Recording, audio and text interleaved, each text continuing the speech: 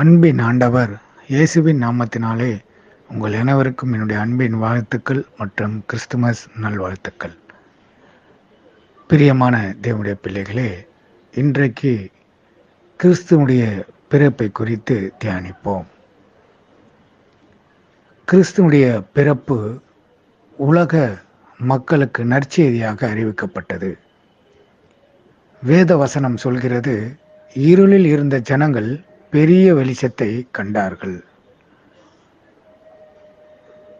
உலக இரட்சகர் தாவீதின் ஊரில் பிறந்திருக்கிறார் என்று வேதவசனம் சொல்கிறது. ஏன் இருளில் இருந்த ஜனங்கள் என்று வேதவசனம் சொல்கிறது என்பதை குறித்து நாம் பார்க்க வேண்டும். வேதத்திலே கடைசி தீர்க்க தரிசன புத்தகமான பழைய ஏற்பாட்டிலே மல்கியாவுக்கும் புதிய ஏற்பாட்டிலே இருக்கின்ற முதல் புத்தகமாகிய மத்தேயு என்று இருக்கிறது. ஆனால் முதல் புத்தகம் மார்க். இந்த இரண்டு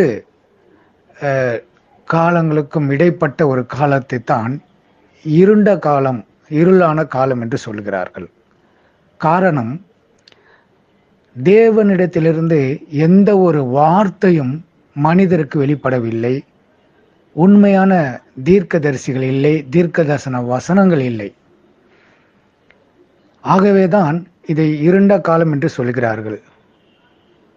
நேரடியாக சொல்ல வேண்டுமானால், தேவனுக்கும் மனிதனுக்கும் எந்த விதமான தொடர்பும் இல்லாத காலத்தை தான் இருண்ட காலம் என்று சொல்லுகிறோம், இருளான காலம் என்று சொல்லுகிறோம். ஆகவேதான் இருளில் இருந்த ஜனங்கள் பெரிய வெளிச்சத்தை கண்டார்கள் என்று வேதம் சொல்கிறது.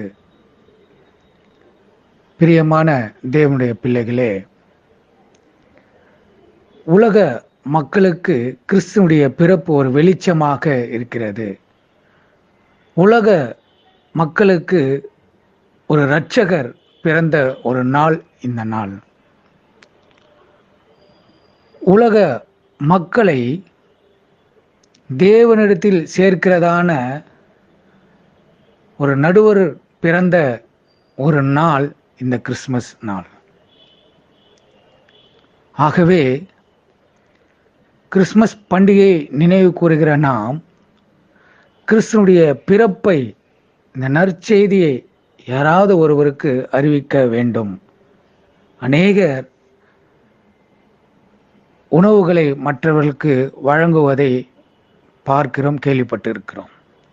நல்லதுதான். அதோடு கூட ஆண்டவருடைய பிறப்பு, அவர் ஏன் இந்த பூமிக்கு வந்தார் என்பதை அவர்களுக்கு அறிவிக்கப்பட வேண்டியது நம் மேல் விழுந்த கடமையாக இருக்கிறது. இதை நாம் செய்கிற பொழுது இன்னும் அந்த கிறிஸ்துமஸ் பண்டிகையினுடைய மகிழ்ச்சி அதிகமாக இருக்கும்.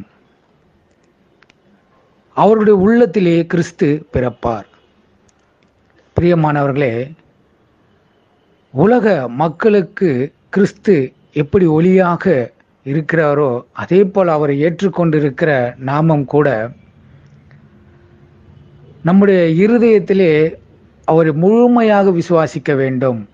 நம்முடைய இருதயத்தில் இருக்கிற இருள் நீங்கி கிறிஸ்து உள்ளே பிரவேசிக்க வேண்டும்.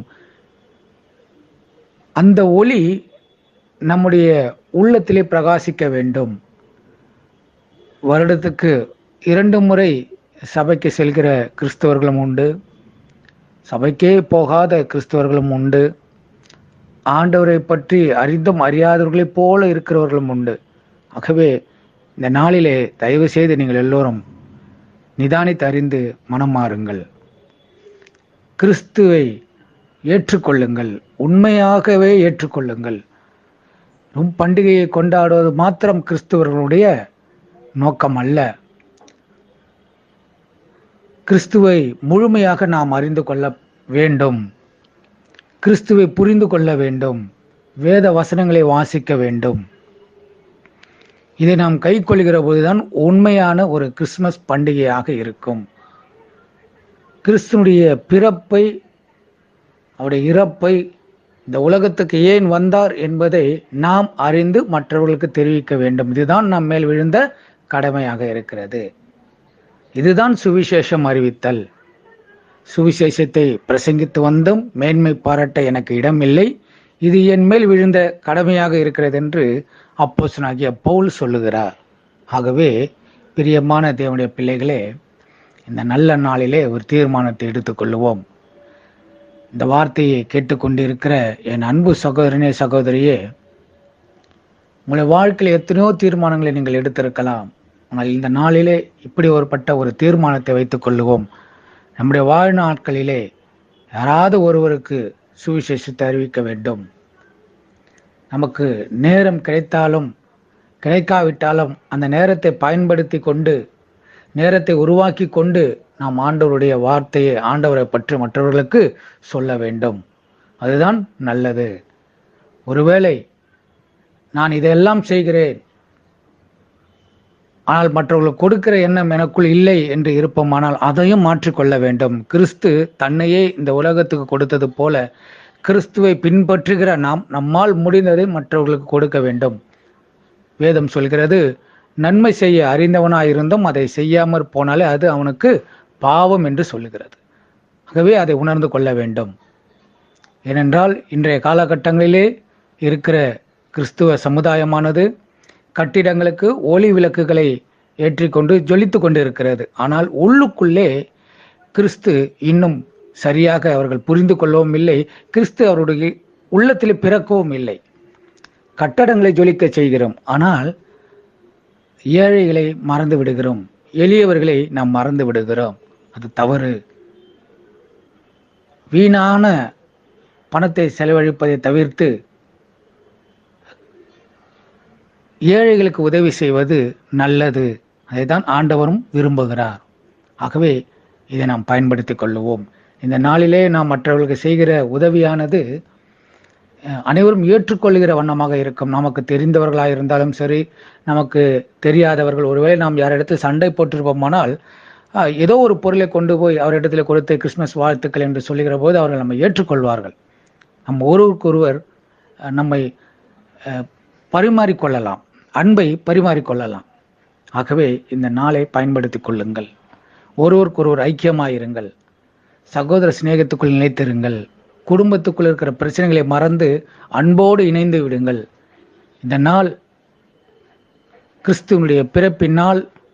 இந்த நாளிலே நமக்குள்ள இருக்கிற அழுக்கையும், நமக்குள்ள இருக்கிற வேறுபாடுகள், கோபங்கள், தர்க்கங்கள் எல்லாவற்றையும் தூக்கி எறிந்துவிட்டு ஒருவருக்கு ஒரு அன்பாய் இருந்து ஒருவரை வாழ்த்துவோம், ஒருவரோடு ஒருவர் ஐக்கியப்பட்டிருப்போம், ஒருவருக்கு ஒரு உதவி செய்வோம். கர்த்தர் நம் அனைவரோடு இருந்து நம்மை ஆசீர்வதிப்பாராக. நாம் செபிப்போம்.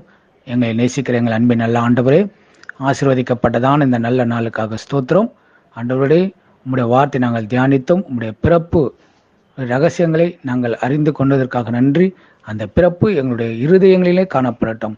தீர்மானத்தை எடுத்துக்கொள்வோம் என்று நாங்கள் இன்றே முடிவு செய்து நாங்கள் அதை முடிவெடுக்க எங்களுக்கு கிருபை தருவீராக. இந்த வார்த்தையை கேட்டுக்கொண்டிருக்க ஒவ்வொரு பிள்ளைகளையும் ஆசீர்வதிங்க. அவருடைய சூழ்நிலைகள் என்னவென்று அறிந்திருக்கிற கர்த்தர் அவர்களை ஆசீர்வதிக்க வேண்டுமாக நாங்கள் மன்றாடுகிறோம்.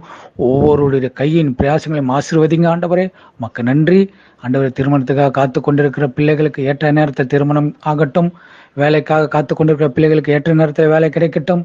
ஆண்டவர் வீடு கட்டி முடியாதவர்களாக நாங்கள் ஜெபிக்கிறோம். அவர்கள் நல்ல முறையில் வீடு கட்டி முடிக்க நீங்கள் கிருபை தாங்க. அப்போ குழந்தை செல்வம் இல்லாதவர்களுக்காக நாங்கள் ஜெபிக்கிறோம். ஏற்ற நேரத்திலே ஆண்டவரே நீர் குழந்தை செல்வத்தை தர வேண்டுமாக நாங்கள் மன்றாடுகிறோம். நோய்வாய்ப்பற்றவர்களுக்காக நாங்கள் நினைக்கிறோம். அவர்களுடைய பலவீனங்களில் உங்களுடைய பலன் பரிபூர்ணமாய் விளங்கட்டும் ஆண்டவரே. பாவமை நோக்கி பார்த்தவர்கள் சுகமடைந்தார்கள், பிரகாசம் அடைந்தார்கள் ஆண்டவரே. அவ்விதமாக அவர்கள் நல்ல சுகத்தை பெறட்டும் ஆண்டவரே. அப்பா, பெரியோர்களுக்காக, முதியோர்களுக்காக, சிறு பிள்ளைகளுக்காக, வாலிபர்களுக்காக நாங்கள் ஜெபிக்கிறோம். ஒவ்வொருவரும் ஆசீர்வதிங்க.